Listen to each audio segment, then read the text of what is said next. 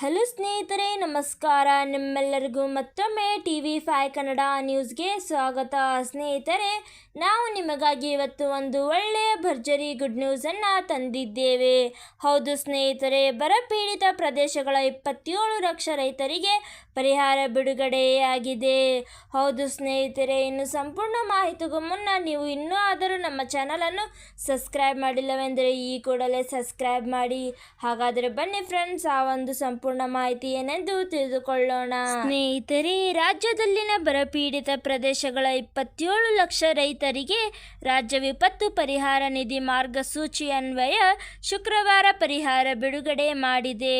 2 ರಿಂದ 4 ದಿನಗಳ ಒಳಗೆ ಪರಿಹಾರ ಮೊತ್ತ ರೈತರ ಬ್ಯಾಂಕ್ ಖಾತೆಗೆ ಸೇರಲಿದೆ. ರಾಜ್ಯದ 223 ತಾಲೂಕುಗಳನ್ನು ಬರಪೀಡಿತ ಪ್ರದೇಶವೆಂದು ಘೋಷಿಸಲಾಗಿದೆ.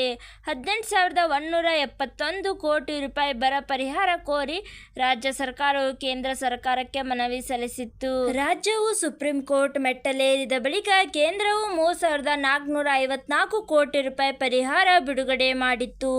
ರಾಜ್ಯ ಸರ್ಕಾರವು ಮೊದಲ ಕಂತಿನಲ್ಲಿ ರೈತರಿಗೆ ತಲಾ 2,000 ರೂಪಾಯಿವರೆಗೂ ಪರಿಹಾರ ವಿತರಿಸಿತ್ತು.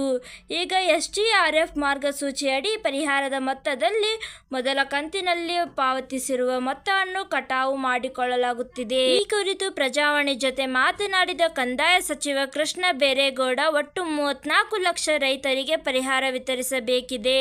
27 ಲಕ್ಷ ರೈತರಿಗೆ ಪರಿಹಾರ ವಿತರಣೆ ಪ್ರಕ್ರಿಯೆ ಆರಂಭಿಸಲಾಗಿದೆ.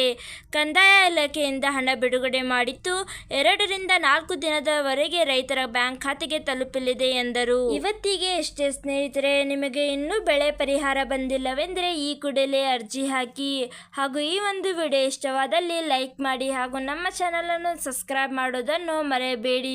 ಹಾಗಾದರೆ ಈ ಒಂದು ವಿಡಿಯೋನು ನಿಮ್ಮ ಎಲ್ಲ ಸ್ನೇಹಿತರೊಡನೆ ಶೇರ್ ಮಾಡೋದನ್ನು ಮರೆಯಬೇಡಿ. ಹಾಗೆ ಮುಂದಿನ ಒಂದು ಹೊಸ ವಿಡಿಯೋದಲ್ಲಿ ಸಿಗೋಣ. ಅಲ್ಲಿ ತನಕ ಬಾಯ್.